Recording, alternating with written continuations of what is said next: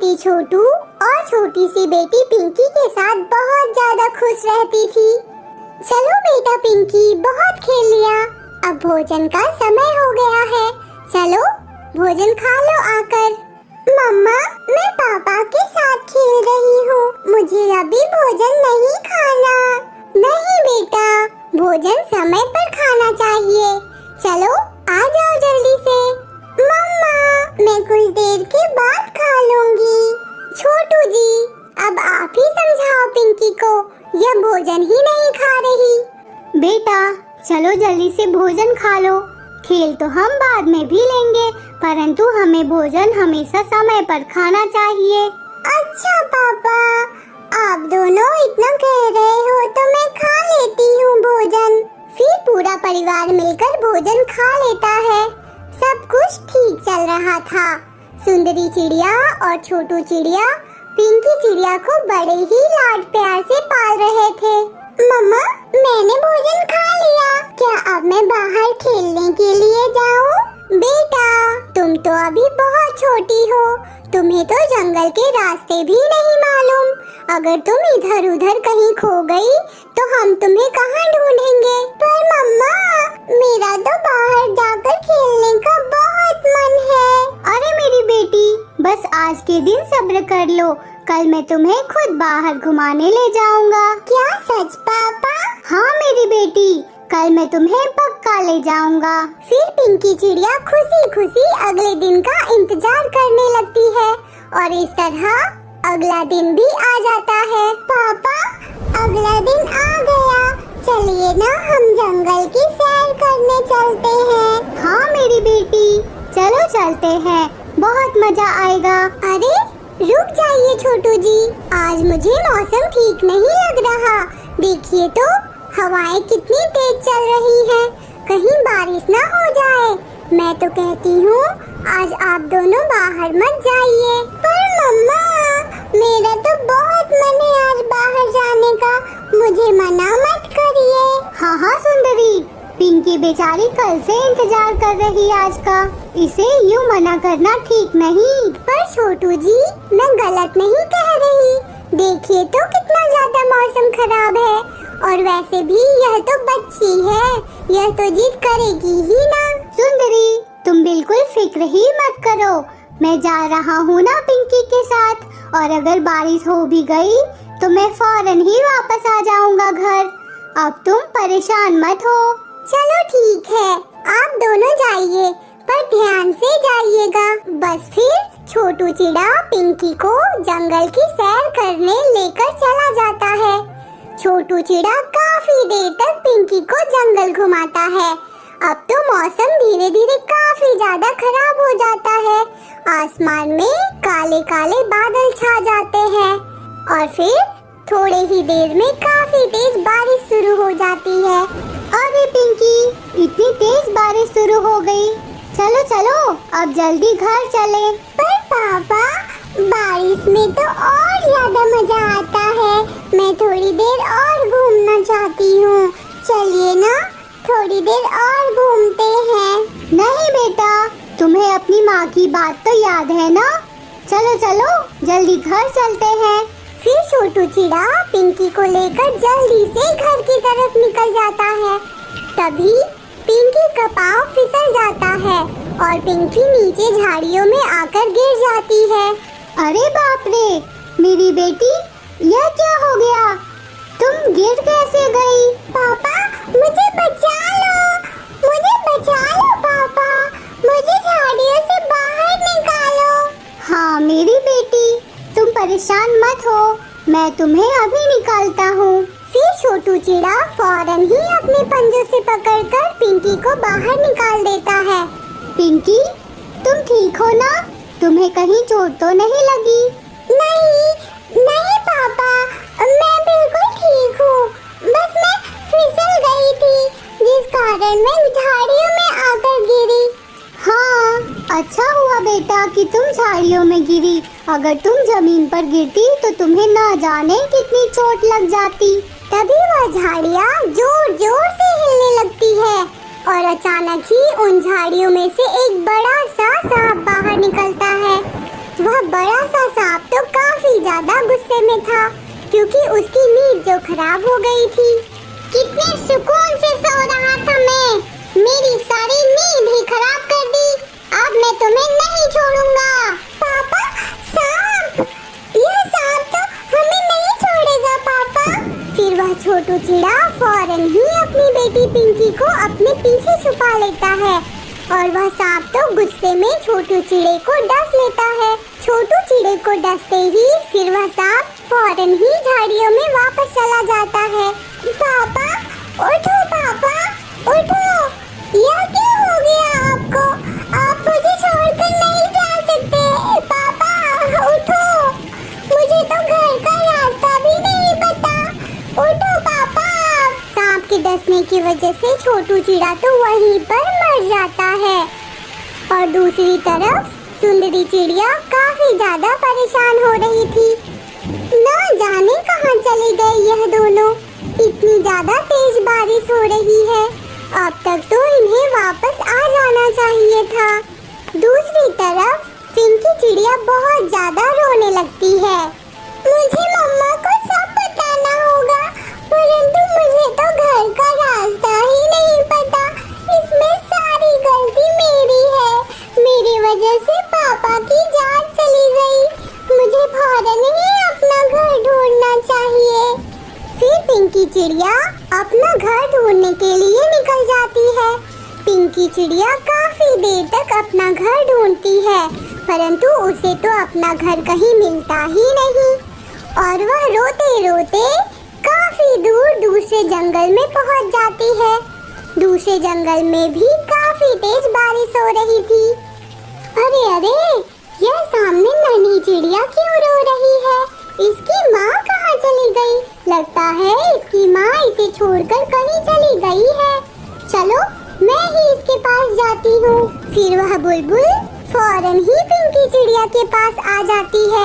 अरे बेटा, क्या हो गया? तुम रो क्यों रही हो?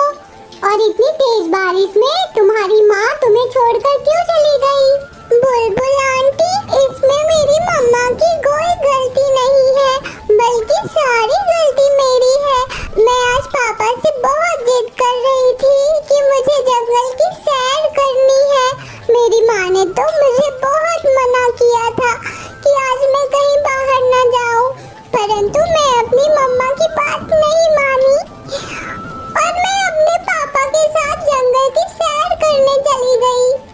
फिर मैं पापा की पीठ पर बैठकर पूरे जंगल की सैर कर रही थी, परंतु अचानक मैं फिसल गई और झाड़ियों में जाकर गिर गई और फिर जैसे तैसे पापा ने मुझे झाड़ियों में से बाहर निकाला, परंतु अचानक वहाँ पर एक बड़ा सा सांप आ गया और उस जालिम सांप ने मेरे पापा को डस लिया।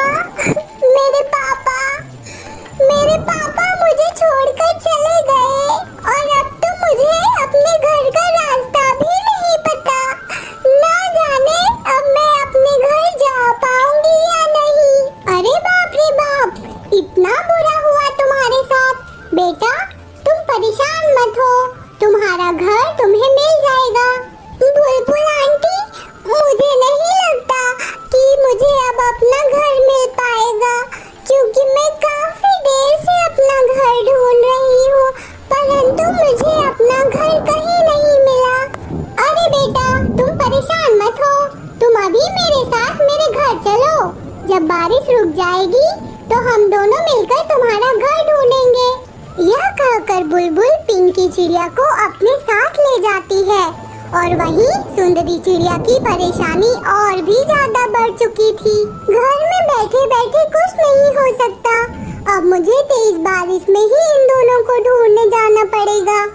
सुंदरी चिड़िया फौरन ही अपनी बेटी और अपने पति को ढूंढने निकल पड़ती है। तेज बारिश में सुंदरी चिड़िया इधर उधर घूम रही थी। उसे तो काफी देर तक दोनों ही कहीं नहीं मिले। घूमते घूमते सुंदरी चिड़िया उसी रास्ते पर आ जाती है जहाँ पर छोटू चिड़ा और पिंकी चिड़िया आए थे। तभी सुंदरी चिड़िया को छोटू चिड़ा दिखाई देता है। छोटू चिड़े को देखकर सुंदरी चिड़िया फौरन ही उसके पास आती है, परंतु वह बड़ा सांप भी अभी तक वहीं पर था। हाय रे जालिम सांप, यह तूने क्या किया? तुमने मेरी पति की जान ले ली। मेरे पति के अलावा और मेरा कोई नहीं। और यह बताओ, मेरी मासूम सी बेटी कहाँ है? वह भी तो यही आई होगी ना? चिड़िया, मुझे नहीं पता, मैं तो अभी अभी झाड़ियों से निकला हूँ। तुम यहाँ से चली जाओ, वरना तुम्हारे पति की तरह तुम्हें भी मार डालूंगा मैं। अरे जाओ जाओ, तुम क्या मारोगे मुझे? तुम जैसे सांपों से मैं बिल्कुल नहीं डरती। इतना कहकर सुंदरी चिड़िया पिंकी को ढूंढने निकल जाती है। सुंदरी चिड़िया जंगल में अपनी मासूम सी बेटी को ढूंढती है, परंतु उसे कहीं नहीं मिलती। सुंदरी चिड़िया अब बहुत ही ज्यादा अकेली हो जाती है। दूसरे जंगल में बारिश रुक जाती है। बुलबुल तो पिंकी चिड़िया का घर बहुत ढूंढती है, परंतु बुलबुल को क्या पता था कि पिंकी चिड़िया तो बुलबुल के जंगल से है ही नहीं। बस यूं ही कुछ महीने बीत जाते हैं। अब पिंकी चिड़िया थोड़ी बड़ी हो गई थी और बुलबुल पिंकी चिड़िया को बिल्कुल अपने बच्चे की तरह पाल रही थी। एक दिन बुलबुल दूसरे जंगल में अपने दोस्त कालू कौवे के पास जाती है, तो कालू कौवा बुलबुल से कहता है, बुलबुल, तुम तो दूसरे जंगल में रहती हो ना, तुम्हें पता है हमारे जंगल की जो सुंदरी चिड़िया है, उसकी मासूम सी बच्ची कुछ महीनों से लापता है। बेचारी सुंदरी चिड़िया बहुत ज्यादा परेशान रहती है और अब तो सुंदरी चिड़िया किसी से बात भी नहीं करती। अरे यह कालू कौवा तो उस चिड़िया की बात कर रहा है जिसे मैंने अपनी बेटी बनाकर रखा है। इसका मतलब पिंकी चिड़िया इसी जंगल की है। मुझे सुंदरी चिड़िया को उसकी बेटी दे देनी चाहिए, पर मेरा दिल तो अब पिंकी चिड़िया के साथ लग गया है। अगर पिंकी चिड़िया चली गई तो मैं दोबारा से अकेली हो जाऊंगी। नहीं नहीं कालू कौवे, मेरे जंगल में तो कोई पिंकी चिड़िया नहीं रहती। अच्छा ठीक है बुलबुल बहन, अगर तुम्हें पिंकी चिड़िया कहीं मिले तो तुम फौरन उसे मेरे पास ले आना। फिर बुलबुल वापस अपने जंगल चली जाती है। वहीं अब सुंदरी चिड़िया ने बातचीत करना तो बिल्कुल ही बंद कर दिया था। बस वह तो हर समय अपनी मासूम सी बेटी को याद करके रोती रहती।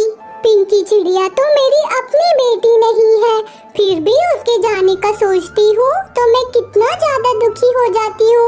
और सुंदरी चिड़िया तो उसकी माँ है, सोचो वह कितना ज्यादा दुखी होगी। मुझे अब सुंदरी चिड़िया की मासूम बेटी को उसे वापस कर देना चाहिए।